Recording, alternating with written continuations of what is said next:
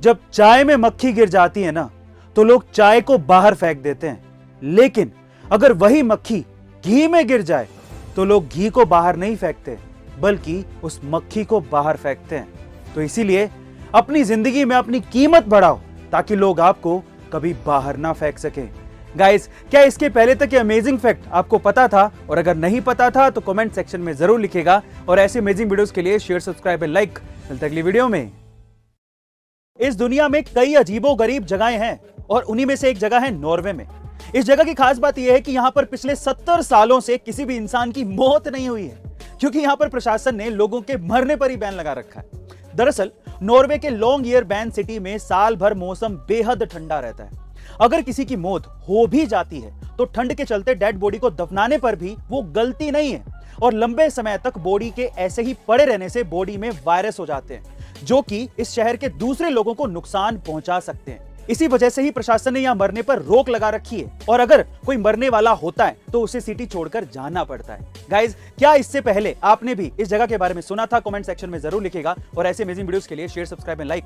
अगली वीडियो में सबसे इंपॉर्टेंट चीज क्या है पता? अपने आप पे भरोसा और अपने आप पे विश्वास रखना। दूसरों पे डिपेंडेंसी नहीं रखनी कि हमें तो माँ बाप कमा के देंगे, हमें तो गवर्नमेंट कमा के देगी, सरकार देगी, सरकार नौकरी दो, सरकार दो। आजकल चल रहा है, मैं गलत नहीं मानता हूं, उसको बुरा मत मानना, लेकिन मेरा ऐसा मानना है कि आप ठीक है, अगर सरकार कल को ना कर पाई तो हम लोग अपनी जिंदगी तो नहीं खत्म कर लेंगे। हालांकि सरकार को अपने कर्तव्य निभाना चाहिए, हर एक मतलब अपनी गवर्नमेंट पॉलिसीज को सही करना चाहिए, सारे बंदों को जॉब देनी चाहिए, बिल्कुल सही बात है, गलत बात नहीं है। लेकिन मैं आपसे ये भी कहूंगा, कल को सरकार ना करे या सरकार करने में नाकाम हो जाए, सरकारी तंत्र बहुत ही जटिल होता है, उनमें क्या समस्याएं हैं हमें नहीं पता, तो क्या आप कमाओगे? नहीं।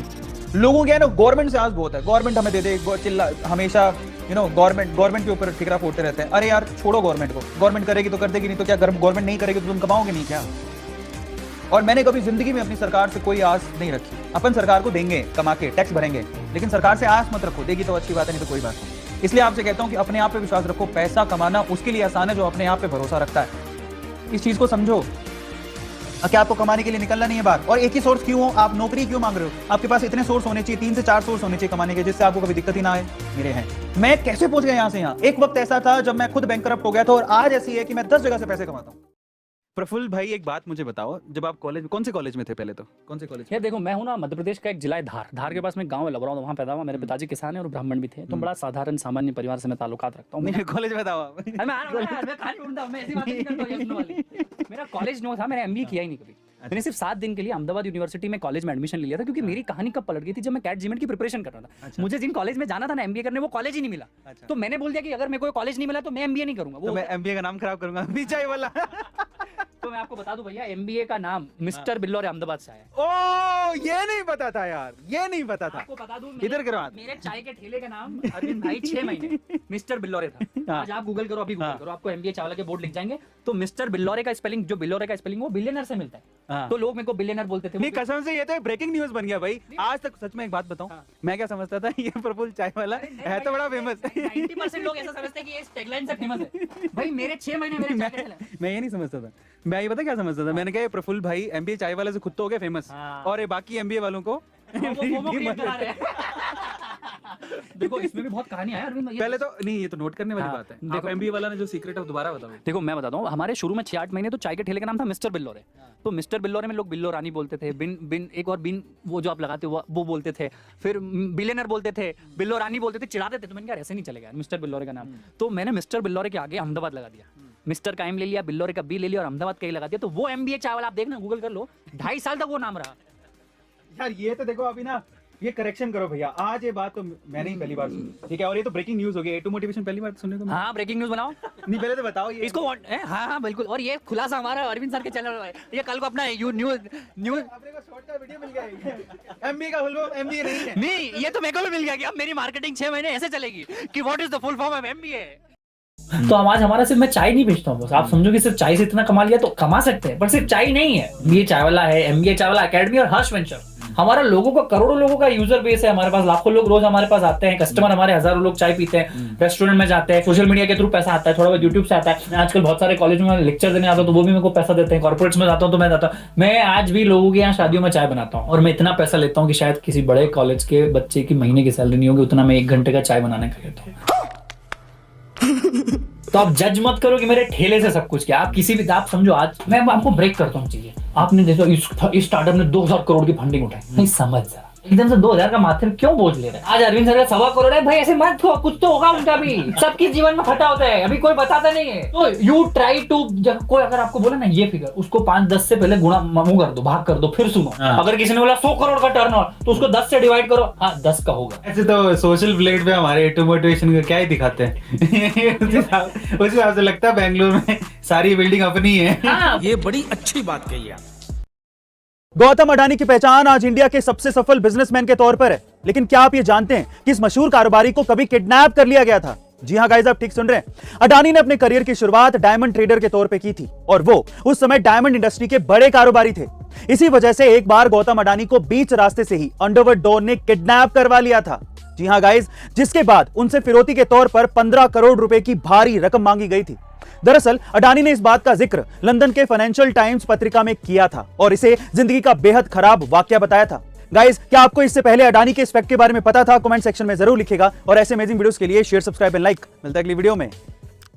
किसी स्कूल में मेरा दाखिला हुआ था, मैं नाम नहीं लेना चाहता उस स्कूल का, और उस स्कूल की महीने भर की फीस थी 350 रुपये, सिर्फ एक महीने की फीस थी, और वो भी किसी कारणवश 3 महीने से लटकी हुई थी। हम नहीं दे पाए, मेरे फादर पे नहीं कर पाए, 3 महीने से लटके थे। चलो पहले महीने उन्होंने इग्नोर किया, दूसरे महीने इग्नोर किया, तीसरे महीने इग्नोर किया।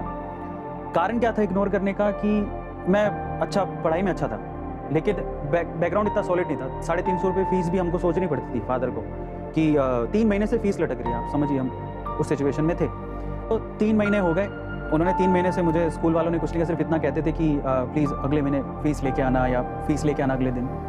पर वो मैं ऐसे सोच के जाता था कि पापा को बोला, पापा बोले ठीक है जमा करवा देंगे, कोई बात नहीं। तो ऐसे करके 3 महीने निकल गए और वो मुझे इसलिए भी छोड़ देते थे कि क्लास में मैं टॉपर था, तो पढ़ने में अच्छा था। उनको लगता था कि ये लड़का पढ़ने में है, एटलीस्ट कोई बात नहीं, फीस नहीं दे रहा है। लेकिन चौथे महीने में उन्होंने रिस्ट्रिक्ट कर दिया एकदम। चौथे महीने में जब मैं फीस चौथे महीने में जमा नहीं करवाया तो उन्होंने मुझे, गेट क्लोज हो गया, मैं बाहर ही खड़ा था स्कूल, मुझे आज भी याद है। और गेट क्लोज कर दिया, जो फीस नहीं दिए थे बच्चे वो बाहर थे, उसमें मैं भी था।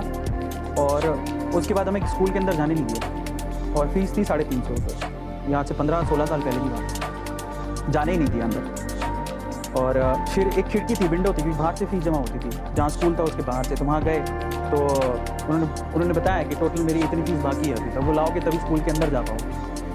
तो जब मैंने अपने आप को, जब मैं इतना पढ़ाई करता था, इतना पढ़ता था, अपने आप को स्कूल के गेट के बाहर खड़ा पाया कि मैं अंदर ही नहीं जा पा रहा हूँ। मुझे स्कूल जाने का भी बहुत शौक था, मतलब मेरी अटेंडेंस 100% रहती। And I was crying at that time कि मेरे को कैसे रोक दिया, मैं तो बहुत पढ़ता हूँ। मैंने उनको बोला कि मैं तो आपकी क्लास का टॉपर हूँ, मैं हक समझ के जाता था, मैं तो क्लास का टॉपर हूँ, फीस तो कल दे देंगे, परसों दे देंगे, पापा आएंगे। पर वो सुने ही नहीं। मैं बोला कि अपने पापा को बुला के लेके आओ, है ना। तब मेरे दिमाग में आया कि यार ये क्या है, मतलब एजुकेशन तो फ्री होना चाहिए, कम से कम एजुकेशन तो फ्री होना चाहिए। मेरे दिमाग में ऐसा था, ये कम से कम एजुकेशन, बच्चों को तो तुम फीस के लिए कम से कम बाहर मत खड़े रखो। मैंने ऐसा दिन देखा है भाई। दुनिया के सबसे महान वैज्ञानिकों में से एक एल्बर्ट आइंस्टाइन के हाथों से लिखा गया एक दस्तावेज हाल ही में $13 मिलियन यानी कि करीब 98 करोड़ रुपए में नीलाम हुआ है। जी हां गाइस, आप ठीक सुन रहे हैं। 54 पन्ने के इस दस्तावेज को एल्बर्ट आइंस्टाइन के साथ स्विस इंजीनियर मिशेल बेसो ने साल 1913 और 14 के बीच लिखा था। इस दस्तावेज की खास बात यह है कि इसमें पांडुलिपि का इस्तेमाल किया गया है। साथ ही इसके अंदर थ्योरी ऑफ रिलेटिविटी के शुरुआती दौर के फॉर्मूले और रफ कैलकुलेशंस भी हैं। गाइस, आपको क्या लगता है कि एल्बर्ट आइंस्टाइन का यह दस्तावेज इतना महंगा क्यों बिका होगा? कमेंट सेक्शन में जरूर लिखिएगा और बेस्ट कमेंट को हम लोग पिन करेंगे और आपको एक्साइटिंग प्राइज जीतने का मौका भी मिल सकता है। मिलता है अगली वीडियो में। किसी ने सही कहा है कि आज की तारीख में महिलाएं पुरुषों से किसी भी मामले में कम नहीं है। इसका एक उदाहरण देखने को मिला कर्नाटका के सिरसी में। यहां पर 51 साल की एक महिला ने पानी की कमी को देखते हुए 60 फुट गहरा कुआं खोद डाला। दरअसल गणेश नगर में रहने वाली गोरी नाइक के यहां पानी की कमी थी, साथ ही उनके पास इतना पैसा नहीं था कि वो कुआं खुदवा सकें। ऐसी परिस्थिति में गोरी ने मन बना लिया कि वो कुआं खुद ही खोदेंगी और 3 महीने की लगातार मेहनत के बाद उन्होंने 60 फीट गहरा कुआं खोद दिया, जिसके बाद वे लेडी भागीरथ के नाम से मशहूर हो गई। गाइस, आपका इस जाबाज महिला के बारे में क्या कहना है? कमेंट सेक्शन में जरूर लिखेगा और एक अमेजिंग कमेंट को हम लोग पिन करेंगे और आपको जीतने का मौका मिल सकता है एक अमेजिंग प्राइज। मिलते हैं अगली वीडियो में।